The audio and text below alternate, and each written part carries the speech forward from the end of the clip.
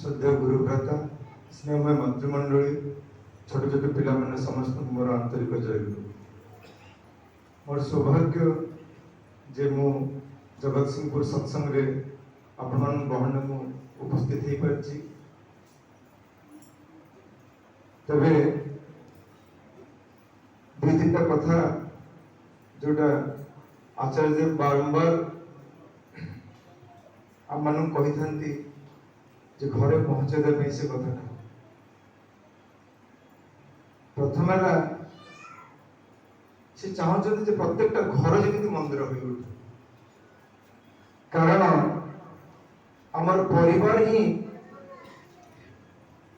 जदि आनंदमय हो उठे परिवार जदि ईश्वरमुखी हो उठे तो सही ही आम से बाल्य कृष्ण को जन्म दे परिबा से वैकुंठ जो कौन कुंठा ही रहा तो आगे परिवार को ही से सतर्क कर परिवार को ठीक रखा वर्तमान मुझे आसली आचार्य को कही मुझे जगतसिंहपुर तापरे मुझे कम जाऊँगी धमरा जीवी तो आचार्य से गोटे ही कथा कहते समस्त को से कथा कह पड़ो निजे प्राक्टिकल हाँपी मु खाली रसगोला बोली कहले मु आनंद कर रसगोला खाइबा दरकार तेज आपण मैंने भक्त लोक सब किसी खाली गोटे अभाव ये देखा मिलूँ सबकि ठीक अच्छे खूब भल ये युवापीढ़ी संख्या खूब कम जोटा कि आचार्य बारंबार कहते निजर घर पिला माने कहां आपण मैंने आसुचंती देवघर आपण पिला माने कहां ठाकुर भी से कथा बारंबार कहले जे तुम्हें हिमालय पर्यंत दीक्षा दे दे पारो घर जते संपत्ति तुम सब किसी अजाड़ कर दे पारो जदि तुम्हार परवर्ती पीढ़ी मत न दे पारो आ मोठ जदि से बेसी न करि पारे मो पिला तार मते बुझियो पड़े मोर कोठी ना कोठी खांति अछि ठाकुर भर पे कोठा कोठी पर खांति अछि तो ठाकुर मन छाड़ी नांती आचार्य परंपरा दे दे गले सेठी देखिबा आ सिखिबा मु घरे प्रार्थना समय ठीक उठुनी कि प्रार्थना भी करूनी पिला को तो कहवा दूर कथा किंतु आठले मंदिर सत्संग सुंदर कर सजाई बसी होची ठाकुर को पाखर तो देखबार नहीं किछि मते हबार अछि मु हबा पे आछि ठाकुर को मु देखा पे आछि कि मु स्कूल जाउची कोन सार देखा पे मु सिटी आछि बोली ना मते क्लास रे भलो रिजल्ट करे अछि मोर रिजल्ट होची मोर पिला माने जो संसार रे बाहर जीवे जे एई देखो एई देव संतान को जाउची सेटा ही मोर वास्तव परिचय तेणु ये समस्त रोल अच्छी आम मैंने समस्ते मिसी जड़े आउ जन को उठे देवार अच्छी धर को परिवार कौन असुविधा अच्छी पिला माने पढ़ी पार ना कार रोग वैराग अच्छी कौन जमी जमा नहीं प्रोब्लेम अच्छी कौन अशांति भी अच्छी जीवन दरकार से बारंबार आचार्य को से टीवी वर्क समय बाहर कर मन बाहर पड़ो आम जिते निज निजे संकीर्ण करदेवा घर भर रखा से देखा समस्त किसी दुख दरिद्र सब आम घर भर पलि आस कारण ठाकुर बारंबार कहते यथा समय इष्ट निर्देश वर्तमान आम निर्देश होची दीक्षा पत्र कार्यक्रम मु निजे आगे ठीक करी मोर पिला ठीक करी मु बाहर दीक्षा पिला ठीक करने आम घरे एकाठी बसी केत खाती आम एकाठी बसी केत विषय आलोचना करती एकाठी बसी प्रार्थना केत करती और समय भाव केवल केत इष्टवृत्ति करती और नाम ध्यान केत करती यही सब विषय कौन आम घर चर्चा हुए कि आम विषय केवे भी विवाह नहीं केवे चर्चा हुए जो पिलाटा स्कूल में पढ़ी से कौन जानले विवाह क्या करे पड़े विवाह माने कौन विवाह कले कौन हुए और ठाकुर कौन चाहिए मो वास्तव जीवन में जब से न लगे पारली ताहले ठाकुर को धरिबा ठाकुर को कष्ट देवा से तो समान है घरे बसी जिते पिला आसुँच खाइबा सांगरे तो खाइबा से आचार्य कहते तुम्हें एत समय धरी खाओ कथा कह हाथ सुखी कथा कह पिला सहित मिस ठीक अच्छे पिला आज कहला मुझे सिगरेट खाई सिगरेट खाई आसी सह्य कर तो से आचार्य कौन कहते कहते अटकेबन ठीक अच्छे सिगरेट खाइबू गोटे टेस्ट करू ठीक अच्छे কিন্তু এই বয়সে তোর লংসটা কঞ্চা আছে, সেটা খারাপ হয়ে তু বড় হ, পরে তো দেখিব, হঠাৎ কি মনা করিবে না। ମୁଁ ଏକ୍ଚୁଆଲି ଉପଦେଶ ଦେବ କାହାକୁ ଆସିନି, এটা ଆମମାନେ ଏନ୍ଜୟ କରିବା କଥା ଯେ ଠାକୁର ମାନଙ୍କୁ ରାସ୍ତା ଦେଇଛନ୍ତି ଆମେ ପରିବାରକୁ ଠିକ ରଖିବା ପାଇଁ।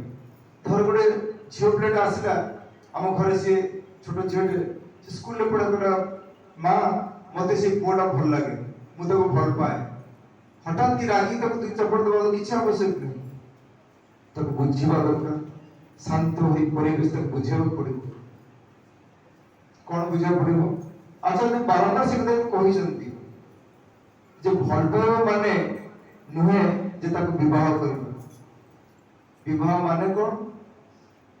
ବିବାହ ହେଉଛି ଯେ ଗୋଟେ ଭଲ ସନ୍ତାନ କିଭଳି ଆଣିବ, ତାର ଉଦ୍ଦେଶ୍ୟ ଅଛି। ଆଉ ଭଲ ଯାହାକୁ ପାଇବା ତାକୁ କଣ ବିବାହ କରିବା ଦରକାର ଅଛି? ମୁଁ ଧର ଗୋଟେ କୁକୁରକୁ ଭଲ ପାଏ, ତାକୁ କଣ ବିବାହ କରିବି କି? ତୁ ଭଲ ପାଇବା। ଭଲ ପାଇବା ମାନେ ଯୋଉଥିରେ ସିଏ ଭଲରେ ରହିବ। ମୁଁ ଯାହାକୁ ଭଲ ପାଉଛି ସିଏ ଯେମିତି ଭଲ ରହିବ। ଯୋଉଠି ମା ଗୋଟେ ପୁଅକୁ ଭଲ ପାଏ, ତାକୁ ଶାସନ ବି କରେ କାରଣ ସେ ତାର ଭଲ ଚାହେଁ, ତାକୁ ଭଲ ବି ପାଏ କାରଣ ସେ ତାର ଭଲ ଚାହେଁ। ସେଇଭଳି ତାକୁ ବୁଝେଇ ଦେବାକୁ ପଡିବ ଯେ ଭଲ ପାଇବାଟା ହଉଛି ଏଇଟା, ଆଉ ବିବାହଟା ହଉଛି ଏଇଟା। ଏଇ ଛୋଟ ଛୋଟ ଜିନିଷ ଯଦି ଆମ ଘର ଭିତରେ ଆଲୋଚନା ହୁଏ ପିଲାମାନଙ୍କ ସହିତ ନେଇ, ତାହେଲେ ପିଲାମାନେ ଫ୍ରେଣ୍ଡ ହେଇଯାନ୍ତି ଆମ ସହିତ ସେମାନେ ସ୍ପଷ୍ଟ ଖୋଲି କହିପାରୁନାହାନ୍ତି। ହଠାତ୍ ସେ କିଛି କହିବାକୁ ଆସିଛି, ମୁଁ ତାକୁ ଅଟକି ଦଉଛି ଯେ ମୋ କଥା ତୁ ଶୁଣ। ତାହେଲେ ହସ୍ପିଟାଲ କୋଉଠି ହଉଛି ନା, ସେ ଯୋଉଟା କହିବାକୁ ଚାହୁଁଛି ନ କହିବାରେ କଣ କରୁଛି, ପରବର୍ତ୍ତୀ କାଳରେ ସେ ତାର ଫ୍ରେଣ୍ଡ ସର୍କଲ ସେ ଖୋଜି କରୁଛି ଯେ ଆଉ ତାର ବନ୍ଧୁମାନଙ୍କ ସହିତ, ବନ୍ଧୁମାନଙ୍କ ଚାଲ ଆଜି ଯିବା ଆମେ ଡ୍ରଗ୍ସ ଖାଇବା, ଚାଲ ସେ ଡ୍ରଗ୍ସ ଖାଇବେ। କାରଣ ମୋର ତ ଘରେ ବାପା ମା ଶୁଣୁନାହାନ୍ତି କଥା ମୋର, ମତେ ବର୍ତ୍ତମାନ ବନ୍ଧୁ ହିଁ ମୋର ନିଜ।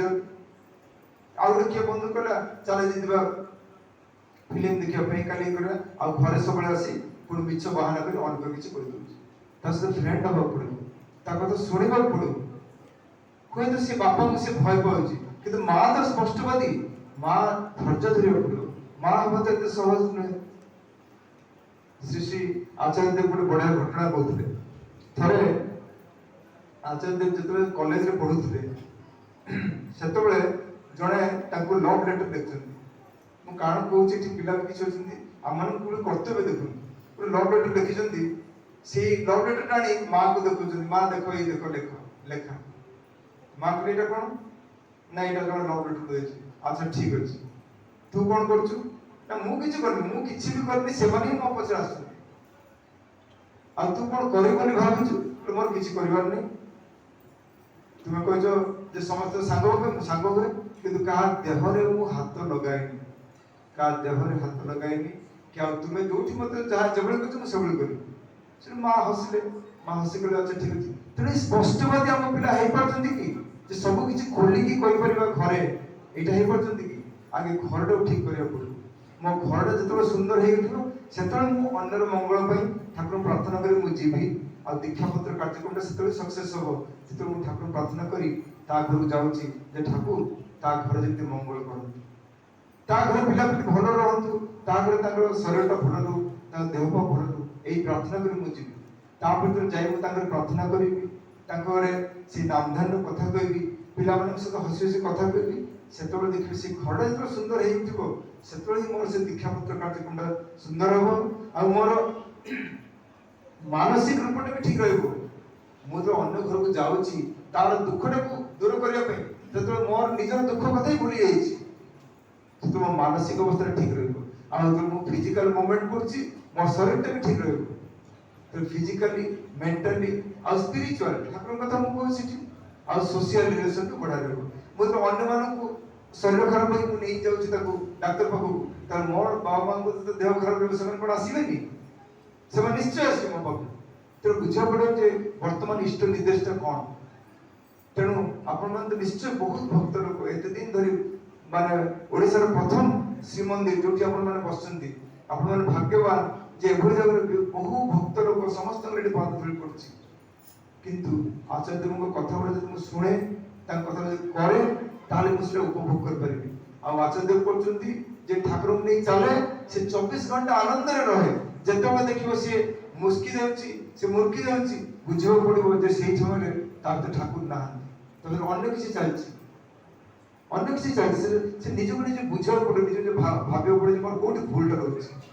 এইটাই ହେଲା ଯୋଜନ, ସେଲ୍ଫ ଆନାଲିସିସ୍ କରିବାକୁ ପଡିବ। ତେଣୁ ଆସନ୍ତୁ ଆମମାନେ ଦାଦାଙ୍କୁ ଶୁଣିବା, ବହୁତ କଥା ବହୁତ କିଛି କରିବାର ଅଛି ଆମମାନଙ୍କୁ। ଆମମାନେ କେବଳ କରିବା ପାଇଁ ହିଁ ଜନ୍ମ ହେଇଛନ୍ତି।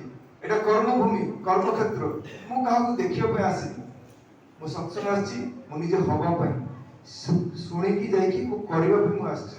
ତେଣୁ ଆସନ୍ତୁ, ମୁଁ ଏତିକି ସମସ୍ତଙ୍କର ମଙ୍ଗଳ ପ୍ରାର୍ଥନା କରି ମୁଁ ମୋର ବକ୍ତବ୍ୟ ସମାପ୍ତ କରୁଛି। ଜୟ ଗୁରୁ।